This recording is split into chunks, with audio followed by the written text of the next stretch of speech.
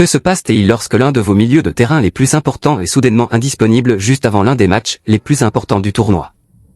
Pour la plupart des équipes nationales, c'est la panique. Les questions fusent de toutes parts. Qui le remplacera? L'équipe perdra-t-elle en créativité? Le sélectionneur peut-il complètement changer de tactique au dernier moment?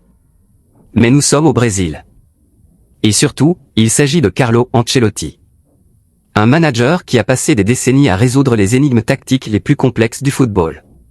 Un entraîneur qui a remporté des titres de champion dans les plus grandes compétitions européennes et soulevé la Ligue des champions de l'UEFA plus de fois que tout autre manager de l'histoire. Tout au long de sa carrière, Ancelotti a bâti sa réputation non pas en s'appuyant sur un seul joueur, mais en faisant en sorte que chaque joueur s'intègre parfaitement dans un système collectif. Désormais, avec l'absence de Lucas Paquetá, le Brésil fait face à son plus grand défi tactique de cette Coupe du Monde de la FIFA jusqu'à présent. Au lieu de simplement trouver un autre joueur pour remplacer Paquetá, Ancelotti semble prêt à repenser tout le milieu de terrain. Il ne s'agit pas simplement d'un remplacement. Il s'agit d'un plan entièrement nouveau. Et cela pourrait rendre le Brésil encore plus dangereux. Le moment choisi pour relever ce défi ne pourrait être plus important. Le Brésil se prépare pour un 8e de finale crucial face à la Norvège, une équipe gonflée à bloc après son élimination de la Côte d'Ivoire. La Norvège a démontré sa discipline, sa puissance physique et son efficacité redoutable en contre-attaque. Surtout, elle compte dans ses rangs l'un des attaquants les plus redoutables au monde, Erling Haaland. Face à un joueur comme Haaland, le Brésil ne peut se permettre aucune erreur tactique. C'est pourquoi les dernières décisions d'Ancelotti ont suscité autant d'attention. Des informations en provenance du Brésil indiquent que le staff technique a passé les dernières séances d'entraînement à expérimenter différentes combinaisons au milieu de terrain au lieu d'effectuer des remplacements directs, un pour un. Cela nous apprend quelque chose de très important. Ancelotti pense déjà à l'avenir. Il est en train de mettre en place un système capable de remporter l'intégralité du tournoi. Avant d'aborder la composition possible de l'équipe, il nous faut d'abord comprendre ce que le Brésil perd sans Lucas Paquetá. De nombreux supporters occasionnels jugent les joueurs en fonction de leur but et de leurs passes décisives. Mais la plus grande contribution de Paquetá a toujours été invisible. Il assure la liaison entre tous les départements de l'équipe. Lorsque le Brésil défend, il redescend bas pour aider à récupérer le ballon. Lorsque le Brésil attaque, il fait le lien entre le milieu de terrain et les attaquants. Lorsque l'équipe exerce un pressing haut, il sait exactement quand s'avancer et provoquer des erreurs. Son intelligence permet aux stars brésiliennes de jouer avec une plus grande liberté. Sans lui, le Brésil risque de perdre son équilibre. C'est pourquoi le remplacer simplement par un autre milieu offensif créerait des problèmes. Ancelotti le sait. Au lieu de demander à un seul joueur de devenir le prochain Paquetá, il semble prêt à répartir ses responsabilités entre plusieurs joueurs. Cette approche reflète parfaitement sa philosophie d'entraîneur. Tout au long de sa carrière, Ancelotti a rarement forcé ses joueurs à adopter des rôles qui ne leur étaient pas naturels. Au lieu de cela, il construit des systèmes autour de leurs points forts. Il l'a fait avec l'AC Milan. Il l'a fait avec Chelsea. Il l'a fait avec le Paris Saint-Germain. Il l'a fait avec le Bayern Munich. Il l'a fait avec le Real Madrid. Et maintenant, il le fait avec le Brésil. Alors, à quoi pourrait ressembler le 11 de départ du Brésil? Commençons par le fond. Le poste de gardien de but reste l'un des choix les plus faciles. Alisson reste le premier choix du Brésil.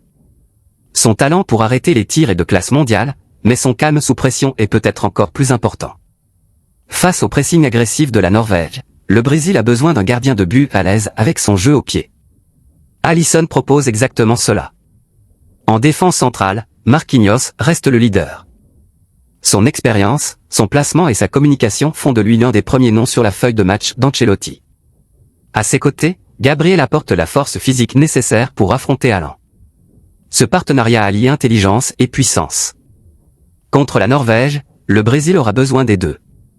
Au poste d'arrière latéral, la situation devient encore plus intéressante. À gauche, Guilherme Arana offre énergie, amplitude et qualité dans ses passes au centre. Ses courses offensives étirent les défenses adverses tout en assurant une stabilité défensive. À droite, la vitesse de Vanderson devient une arme redoutable.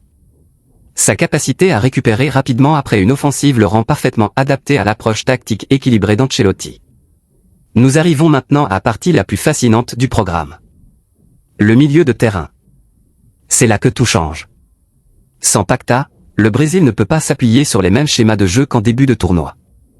Ancelotti semble plutôt prêt à construire son milieu de terrain autour de Bruno Guimaraes. Bruno devient le chef d'orchestre principal de l'équipe. Chaque attaque commence par lui. Chaque transition passe par lui. Sa qualité de passe permet au Brésil de changer rapidement de jeu tout en conservant la possession du ballon sous pression. À ses côtés, André pourrait bien devenir l'une des plus grandes surprises du tournoi. Bien qu'il reçoive beaucoup moins d'attention que les stars offensives brésiliennes, son intelligence défensive est exceptionnelle. Il détecte le danger très tôt. Il intercepte les passes. Il protège la défense à 4. Plus important encore, il donne à Bruno Guimaraes la liberté de dicter le jeu plus en avant. Ensemble, ils créent un équilibre. L'un d'eux contrôle la possession. L'autre le protège. Et c'est peut-être exactement ce dont le Brésil a besoin face à la Norvège. Mais la plus grande surprise tactique pourrait venir du poste de milieu offensif. Plutôt que de sélectionner un autre meneur de jeu naturel, Ancelotti pourrait opter pour un joueur plus dynamique, capable de changer constamment de position. Quelqu'un qui peut déraper largement. Quelqu'un qui sait faire pression avec agressivité. Quelqu'un qui peut arriver en retard dans la surface de réparation. Ce simple ajustement pourrait complètement changer la façon dont le Brésil attaque. Au lieu de dépendre d'un créateur central, la créativité naîtrait du mouvement. Mouvement constant. Mouvement imprévisible. Des mouvements qui deviennent quasiment impossibles à suivre pour les défenseurs. Et c'est précisément là que le trio offensif brésilien, déjà incroyable, devient encore plus dangereux.